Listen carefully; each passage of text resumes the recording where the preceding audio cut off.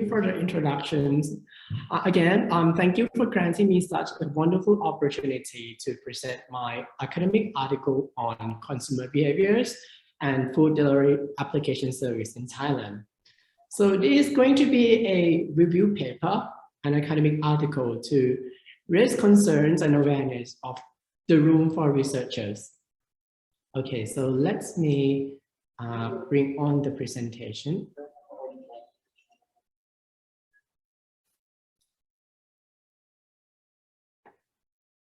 Okay, a little bit more about myself. I'm a lecturer in consumer behaviors and brand management and service marketing at University of Pathum, Bangkok, Thailand.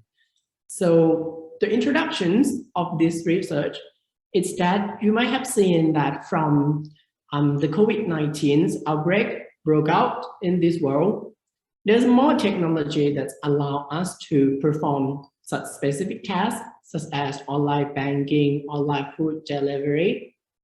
And the number of the market values has been increasing. To be more specific, the number is double every year. So to say, from 2020 to 2021, the food delivery industry in Thailand has grown by almost 50%. And the current value is around 70 billion Thai baht. And it's asserted to continue growing like this, not double anymore, but it might hit 79 million Thai baht by the end of this year. So it's quite attractive to our competitors out there. But I think there's a room for research because we lack of the understanding of the situation of the COVID-19. So I set an objective. 4 of them are to examine and better understand Thailand's food delivery service during the COVID pandemic. And I will try to assess the validity of dominant pre-existing technology adoption models. Number 3, to understand how consumer behaviors have changed during the COVID-19 pandemic. And the last one, to suggest course of actions for businesses, consumers, and also researchers. To set the tone of my topics, consumer in the digital age, like the world we live in today, it's actually categorized into 2 categories, depending on how one experiences the digital world. The first of all, I'll call digital natives, which is referred to those who were born like after 1980s or who were born with technologies. So this group will have less difficulty when adopting to new technology compared to the counterpart, which is called digital immigrant. Digital immigrant will have more difficulty when they adopt new technology because they weren't familiar with those technology at the early stage of their lifetime. So the first model I reinvestigate, it's called technology acceptance model, which is the very first model to understand how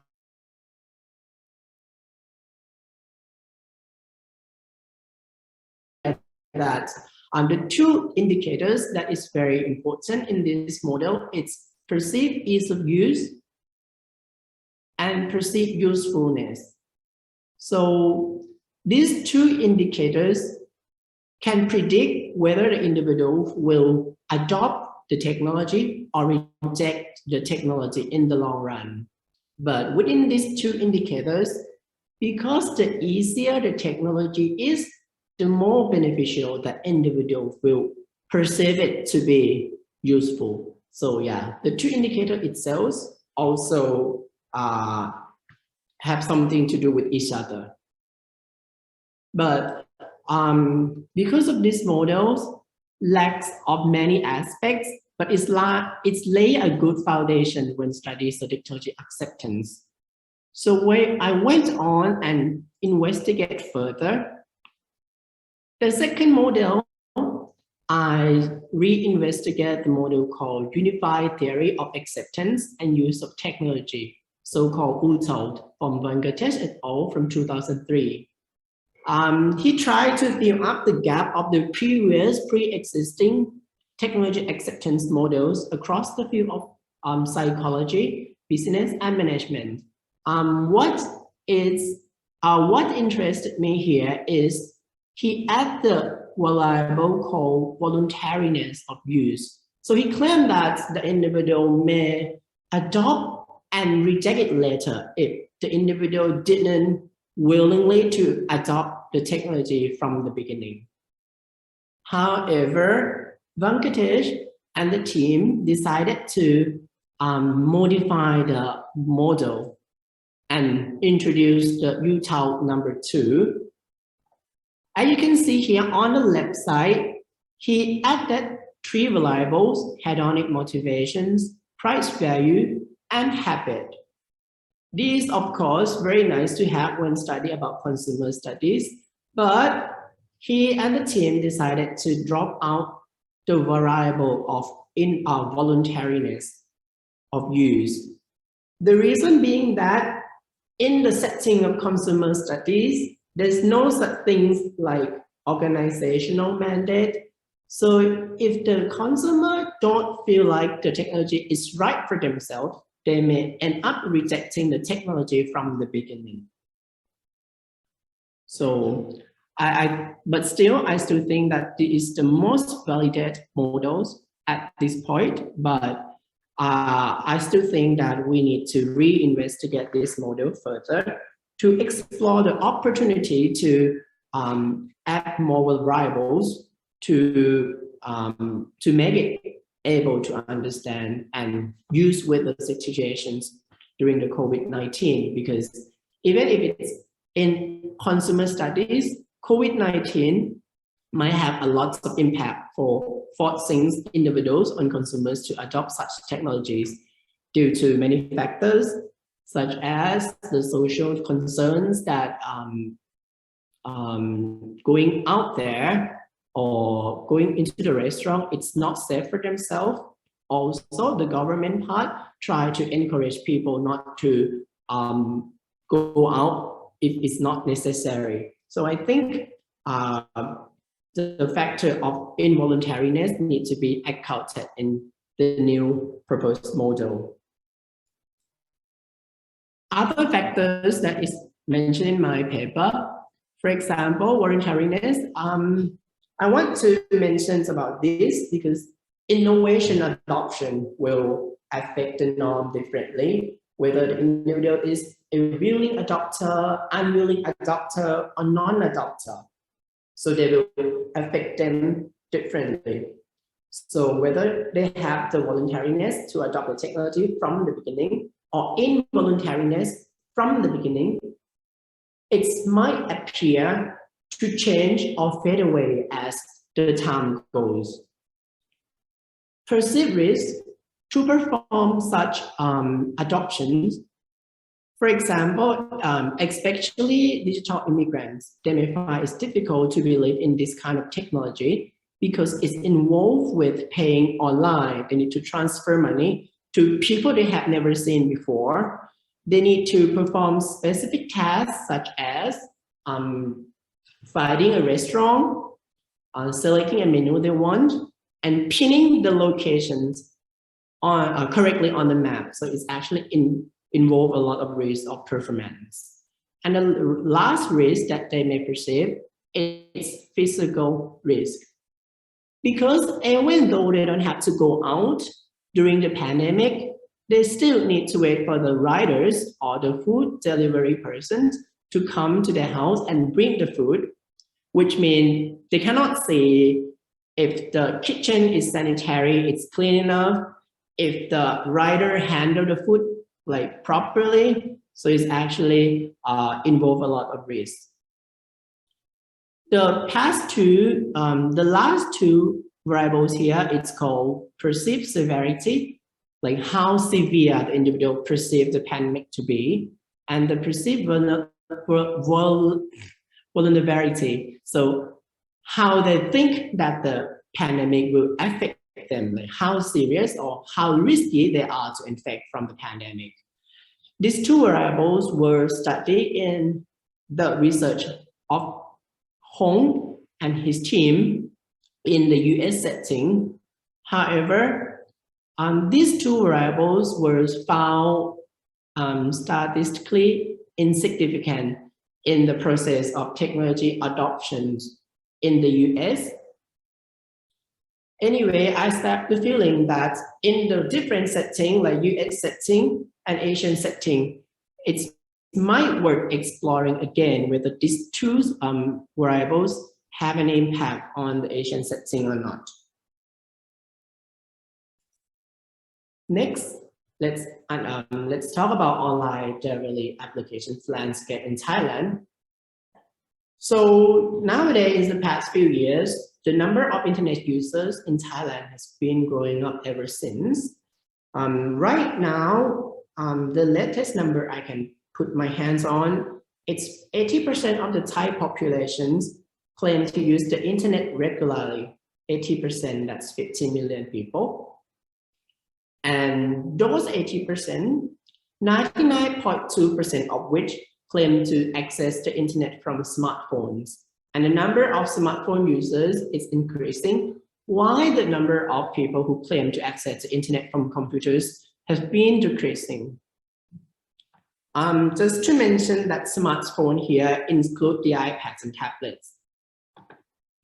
Also, the landscape in Thailand, there is a trend called the rise of lazy economy. Lazy economy have three reasons. First, people experience a faster pace of lifestyle. They need to do a lot of things, need to rush to finish their tasks and do a lot of multitask. Next is about technology. It's getting more advanced.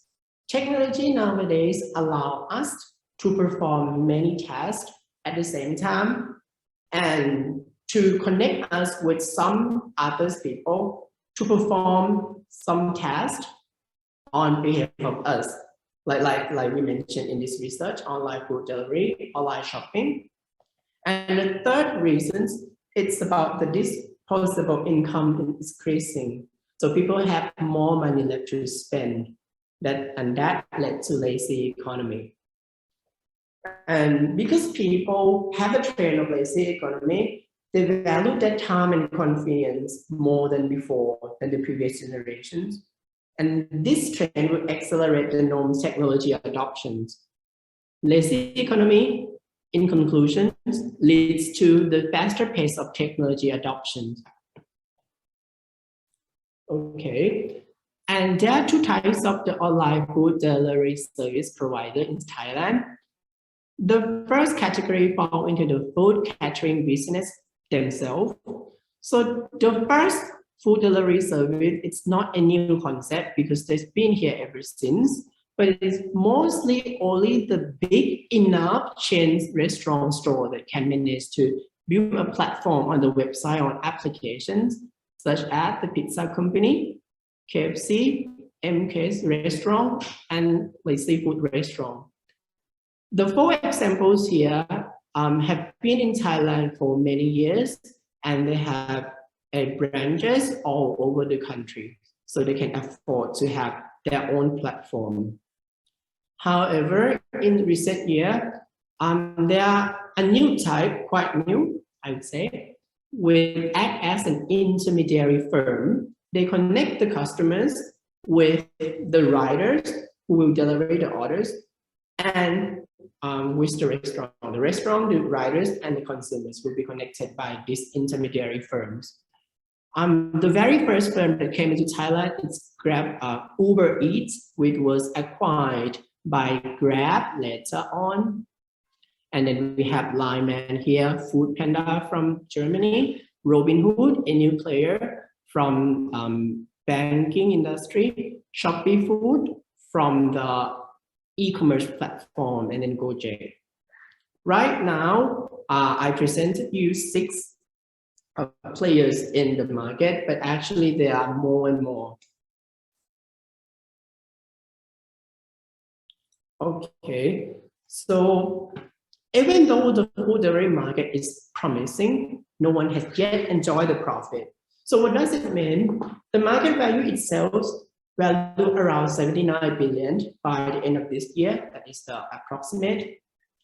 But there are so many reasons why it's has not enjoyed the profit yet. First of all, it's due to the government that try to put the barrier for the providers not to go above the specific percentage of the commission fee. And also because the food itself is a low involvement goods. So customers have not yet built the loyalty to any specific brand. They're just trying to switch from brand to brand to find the best deal. So my conclusions here is that no model can explain the situation yet. So I think researchers have a room to propose new models to cover all those perspectives during the COVID-19.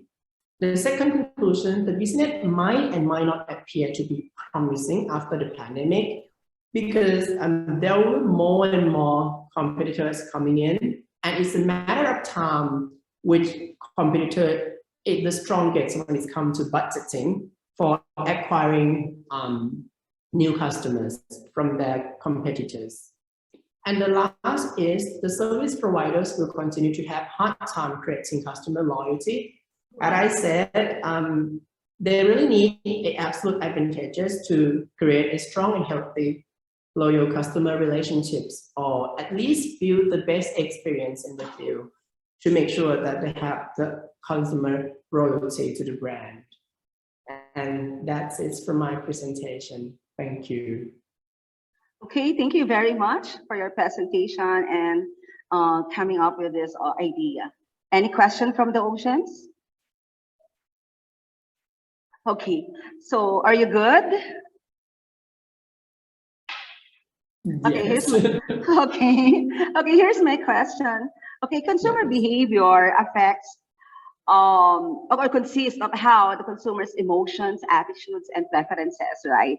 Okay. Yeah. So my question, okay, in a very short paragraph, okay, based on your study, how the consumer behavior affects the food delivery application service providers? Well, because if it's concerned about consumer experience of using the technology, the easier task they perceive it to be, the more beneficial they will perceive it to be as well. So, for example, for digital natives, they might have less difficulties in trying new applications. But for those like baby boomers or digital immigrants, they may only find one application that easiest for them. They want switching between the applications because they need time to learn. And they still have a lot of purchasing powers. If the business can design the best experience for all the users, they then can make a lot of profit by obtaining customer loyalty relationship. Okay, that's a good analysis. Okay, my second item is just for recommendations. I have seen in your literature 3.4 that you have mentioned or stated about consumer's risk, right? Consumer perceived risk. Okay, may I suggest to please include in the conclusion the discussion about the results of the study in relation to consumer perceived risk. Thank you. Okay, thank you very much. Okay, any other question from the audience? Okay, hearing none, congratulations in your presentation. Okay, and good luck to your endeavors. Thank you. Okay, let's proceed with the last presenter.